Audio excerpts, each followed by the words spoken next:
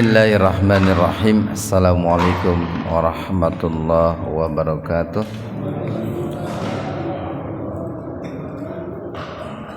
Alhamdulillahi rabbil alamin. Nahmaduhu wa nasta'inuhu wa nastaghfiruh wa na'udzu billahi min syururi anfusina wa sayyiati a'malina. May yahdihillahu fahuwal muhtadi wa may yudlilhu falan tajida lahu waliyyan mursyida.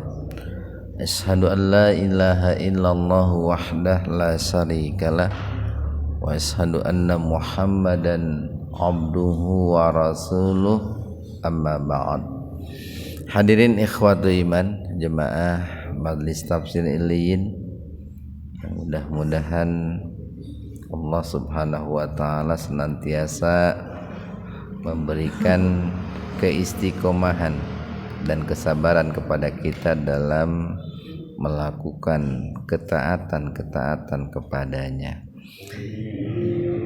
Ikhwanu fiddin arsadakumullah, kajian tafsir di Majelis Tafsir Iliyin pada kesempatan ini membahas surat An-Nisa ayat 162, halaman 103. An-Nisa ayat 162. Kita bahas tajwidnya dulu. La mad badal, kini ro. Nah, asalnya itu nunnya itu disukun itu Pak. Lakin asalnya begitu, nunnya disukun. Namun kemudian karena bertemu dengan lam sukun, maka nunnya diaktifkan, ya, dihidupkan dengan kasroh. Dilakinir. Nah, nir, nah, alif lam samsiyah atau idgham samsiyah. Ro mad badal, sikhu mad tabi'i wawu. Kalau disebut mad berarti panjang gitu Pak. Fil idhar qamariyah, di lamnya dibaca jelas itu. Kalau yang tadi idgham samsiyah, lamnya tidak nampak gitu. Fil ilmi minhum, minhum. Jadi ini minhum dibaca sepintas aja Pak. Salah satu rahasia kenapa minhum itu disatukan gitu, asalnya kan terpisah itu Pak. Asalnya itu min plus hum, min sendiri, hum sendiri. Min itu harfu jar, hum itu domir, digabung. Nah, karena digabung maka membaca min humnya pun sepintas aja. Min hum, nggak usah min hum, nggak usah begitu. Hum idhar sapawi, mim sukun bertemu wawu secara terpisah. Nah, jadi diingat, digabung dengan terpisah itu akan berimplikasi kepada pembacaan. Kalau digabung biasanya pendek gitu, sepintas itu. Kalau dipisah itu biasanya jelas, ada panjang di situ. Kayak begini, hum. Nah, itu dua ketukan lah. Wal idhar qamariyah, mu. Nah, mu hamzah glato, hamzah sukun di tengah-tengah kata. Jadi hamzahnya dihentakkan, jangan dibaca mad, jangan dibaca panjang. Jangan mu tapi mu. Minu mantabi wawu, yu. Nah, hamzah glato, minu mantabi wawu. Bima u. Nah, majaiz munfasil. Mad tabi'i alif bertemu hamzah secara terpisah. Ini dibacanya panjangnya luar biasa. Bukan tabi'i, bukan biasa. Bisa 4, bisa 6. Ketukan. Bima unzila ikhfa itu. Nun mati ketemu zai. Ilaika wa ma'u majaiz bun fasil ikhfa ming ikhfa hakiki. Beda Pak unzila dengan ming. Nah, sama-sama ikhfa tapi kalau yang tadi ikhfanya akrab, pendek, sepintas. Unzila. Kalau yang ini ming.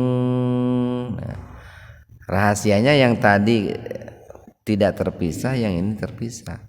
Yang tadi dalam satu kata itu nun mati ketemu zai itu ikhfa tapi dalam satu kata.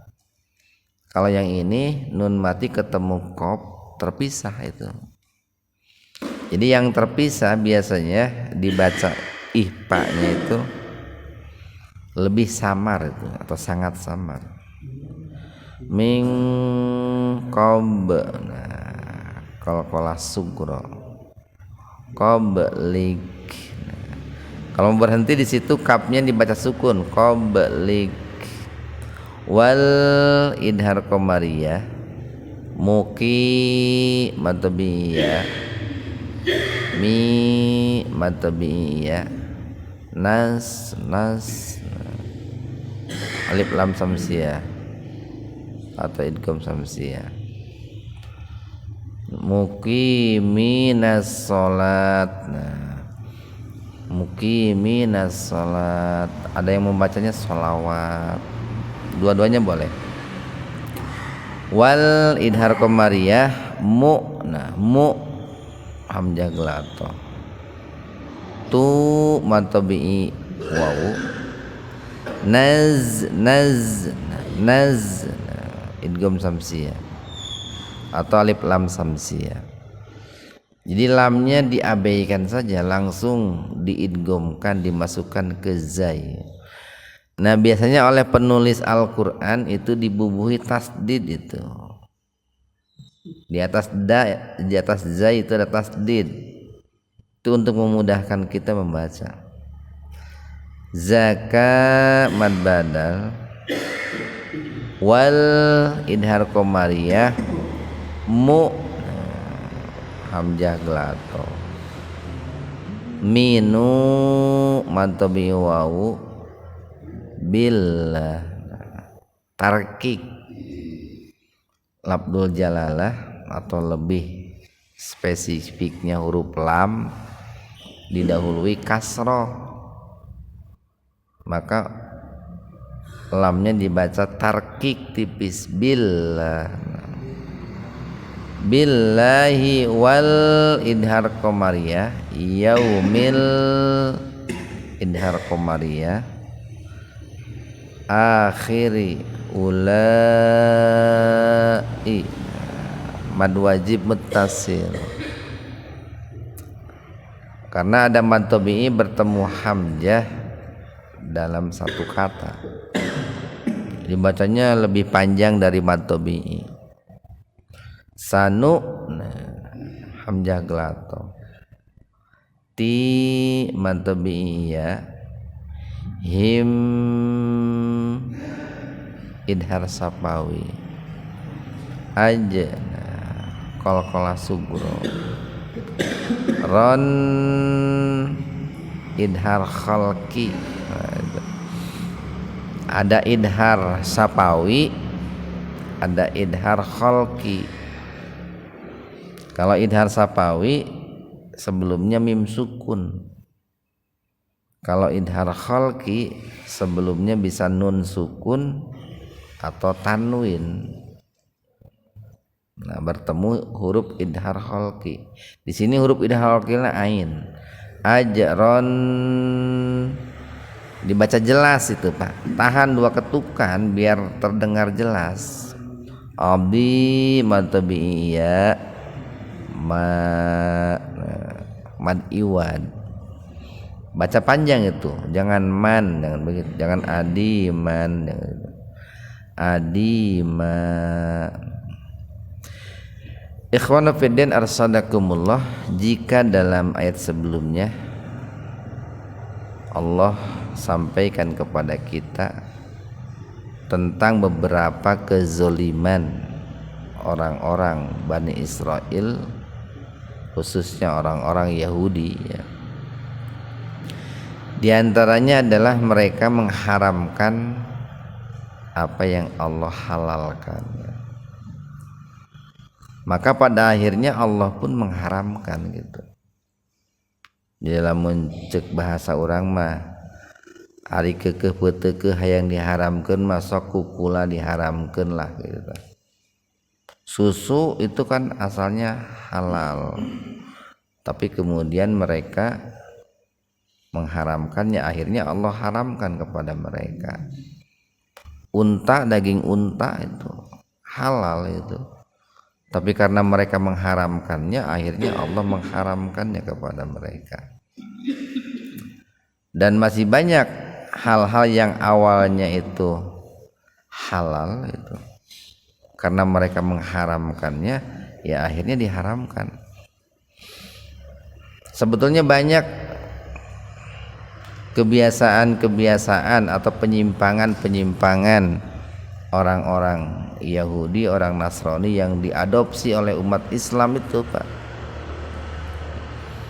Geuning di urang sok aya lamun puasa teh sok niis cenah. Tong murak daging bukana teh. Jadi bukana teh ku aya nu ku ubi-ubian gitu Pak ya. Kenapa kok bapak teh bukanya pakai makan singkong gitu, makan kentang gitu. Nggak boleh makan yang lain. Nah itu Pak, siga alus itu tetapi salah itu Pak. Jadi siga alus tapi salah. Jadi ada orang itu yang berpuasa tapi kemudian berbukanya itu nggak boleh dengan makanan yang lain, dengan makanan yang lain. Karena cek guru, nah bukana teh kudu ku kentang cenah. Beda dengan kurma, kurma kan dianjurkan oleh Nabi. Tapi Nabi tidak pernah nganjurkan ku kentang atau Pak. Komo sampai tidak boleh memakan yang lain. Nah itu teh. Nah itu teh yang disebut dengan mengharamkan yang apa yang Allah halalkan Pak. Berbuka puasa itu boleh makan kurma, makan kentang, makan daging.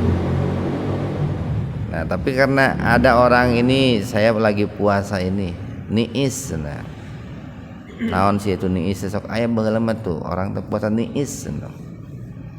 Jadi kalau bukanya itu nggak boleh sama yang asin-asin, yang manis-manis. Ubi direbus gitu Pak, singkong direbus, pokoknya manukar itu. Nah itu ya ajaran Yahudi diadopsi oleh kita itu sebetulnya mah. Siga nu alus tapi salah itu. Jadi banyak makanan-makanan yang semula halal tapi kemudian karena orang Yahudi mengharamkannya, kemudian Allah haramkan. Dan disebabkan mereka menghalangi manusia dari jalan Allah, dari jalan yang benar, dan disebabkan mereka memakan riba padahal Allah telah mengharamkannya, juga disebabkan mereka memakan harta manusia dengan cara yang batil Pak. Kan dalam Islam itu untuk memakan harta orang lain itu kan ada wasilahnya Pak. Wasilahnya itu bisa dengan tijaroh, jual beli gitu. Bisa dengan bekerja Pak, buburuh gitu lah kepada orang lain. Bisa dengan cara menukar Pak, bisa dengan cara meminta. Nah, tetapi ada manusia yang memakan harta orang lain itu dengan cara yang batil.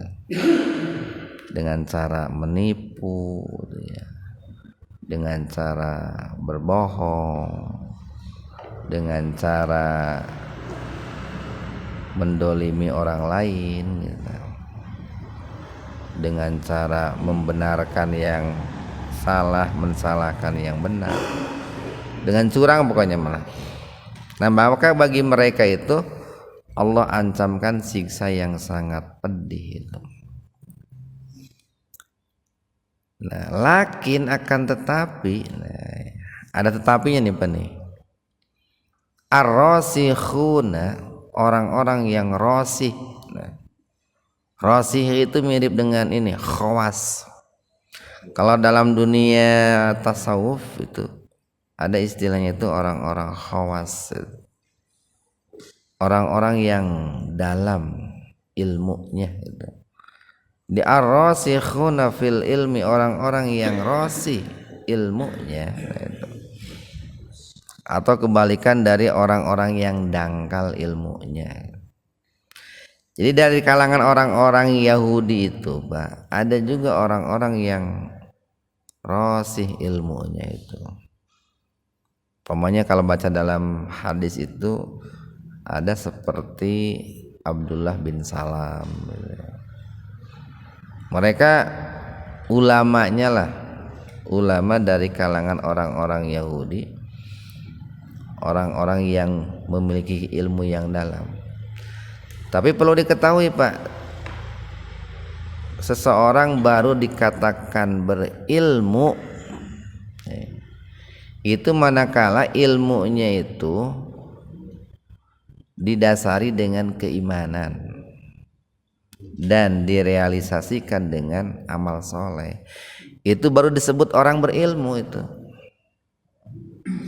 Jadi kalau orang punya pengetahuan, punya ilmu tapi tidak dilandasi dengan iman, yaitu orang jahil itu Pak.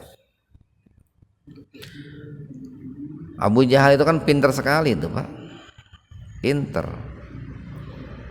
Tapi Allah berikan julukan Abu Jahal ya, orang dungu, orang bodoh, karena ilmunya tidak dibangun di atas keimanan.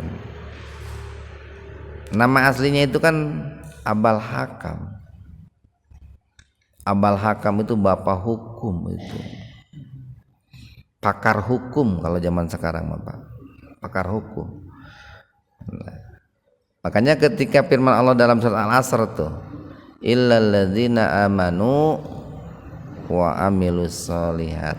Nah itu di situ kalau di Al-Asr itu illal ladzina amanu wa amilus solihat, mereka adalah orang yang beriman, imannya itu dilandasi ilmu. Kalau di sini disebutkan ilmu, mereka adalah orang yang berilmu dan ilmunya dilandasi iman.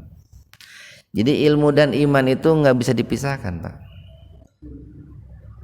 Makanya kenapa kita sering minta tolong kepada Allah dalam Al-Fatihah itu, berdoa agar dijauhkan dari al-maghdub dan ad-dallin. Al-maghdub itu adalah orang-orang yang dimurkai oleh Allah. Sementara ad-dallin adalah orang-orang yang sesat. Al-maghdub itu kenapa disebut al-maghdub? Karena mereka punya ilmu, ilmunya tidak didasari iman dan tidak diikuti dengan amal soleh. Ad-dallin pun begitu. Mereka adalah orang yang beramal soleh tapi amal solehnya tidak didasari oleh ilmu dan iman itu. Jadi ada apa di antara orang-orang Yahudi itu yang rosih ilmunya. Dalam arti mereka orang-orang yang berilmu kemudian didasari dengan keimanan. Ini kalau nanti kita bahas lah.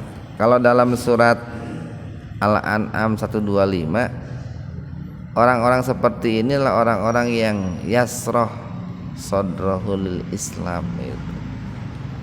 Orang-orang yang dilapangkan hatinya untuk Islam Pak. Hari ini cukup banyak Pak orang-orang yang memiliki ilmu yang dalam dari kalangan orang-orang luar Islam, tapi kemudian mereka itu melapangkan hatinya untuk Islam.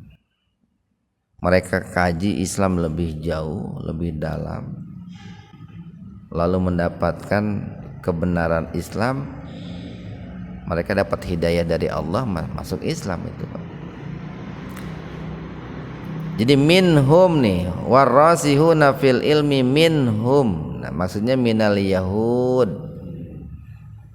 Orang-orang yang rasih, yang dalam ilmunya dari kalangan orang-orang Yahudi. Ya tadi rasih itu kriterianya adalah ilmunya didandasi dengan iman dan diikuti amal soleh.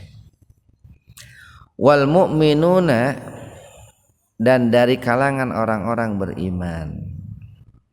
Mufasir mengatakan orang-orang beriman di sini adalah dari kalangan al-muhajirin dan ansor. Jadi ini kan sedang mengkisahkan Pak. Ini kan Madaniyah nih An-Nisa ini. Di Madinah itu banyak orang-orang ahlul kitab, khususnya Yahudi, itu yang mendustakan Rasulullah, menolak, bahkan meminta kepada Rasulullah supaya Rasulullah itu mendatangkan satu Al-Quran penuh. Nah, tetapi ada di antara mereka itu, di antara orang Yahudi itu yang cerdas itu, yang rosih itu, termasuk dari kalangan al-muhajirin dan ansor. Yu'minuna, mereka beriman, bima, terhadap apa, unzila, yang diturunkan, ilaika, kepadamu wahai Muhammad. Berarti maknya itu tadi bima, maknya itu lil asya itu Pak. Maksudnya Al-Quran, bil Quran Pak. Mereka beriman terhadap Al-Quran yang diturunkan kepada engkau. Wama, dan terhadap apa atau terhadap kitab suci, unzila, yang diturunkan min qablik, sebelumnya, min qablik. Wal muqimina, dan mereka orang-orang yang mendirikan. Yang tadi kan kita katakan orang baru dikatakan berilmu itu manakala didasari dengan iman, ilmunya itu lalu diikuti dengan amal soleh. Nah, itu baru disebut orang berilmu. Bahasa kita mah orang cerdas lah Pak. Bedakan dengan orang pinter Pak. Orang pinter itu tahu sesuatu tapi tidak melakukan gitu. Dalil sholatnya ngolotok tapi sholatnya tara. Nah, itu pinter gitu. Dalil zakatnya ngolotok tapi tara zakat, itu pinter gitu. Kalau dia tahu dalil zakat lalu dia zakat, itu cerdas namanya. Jadi wal muqimina, dan mereka senantiasa mendirikan as-salat, as-salat. Wal mu'tuna, dan mereka senantiasa menunaikan az-zakata, zakat. Wal mu'minuna, dan mereka beriman billahi, kepada Allah, wal yaumil akhir, dan kepada hari akhir. Nah, di sini salat, zakat, iman kepada Allah, iman kepada hari akhir, terutama nih salat dan zakat ini dijadikan sebagai dua poros Pak. Dua poros akan keimanan. Jadi kalau diilustrasikan, iman itu pelindungnya Pak, lingkarannya. pelakna mun dina motor mah. Iman itu pelaknya. Nah, salat dan zakat serta iman kepada Allah dan yaumul akhir itu adalah porosnya. Porosnya. Ulaika maka mereka itulah sanutihim. Sa nanti nu itu kami, Pak. Nu'tihim. Kalau tadi mu'tuna itu, Pak. Sebetulnya kata dasarnya sama, Pak. Mu'tuna dengan nu'ti itu sama. Jadi mereka itulah orang-orang yang nanti kami akan berikan kepada mereka. Jadi ini sanutihim ini beberapa ini, Pak nih. Sa nu'tihim domir. Jadi nanti kami akan berikan kepada mereka, kata Allah nih, ajron ujroh itu ganjaran, pahala, reward adima yang sangat agung, yang sangat besar. Nah, ini mudah-mudahan ada manfaatnya untuk kita semua. Subhanakallahumma wabihamdika asyhadu an la ilaha illa anta astaghfiruka wa atubu ilaik. Assalamualaikum warahmatullahi wabarakatuh.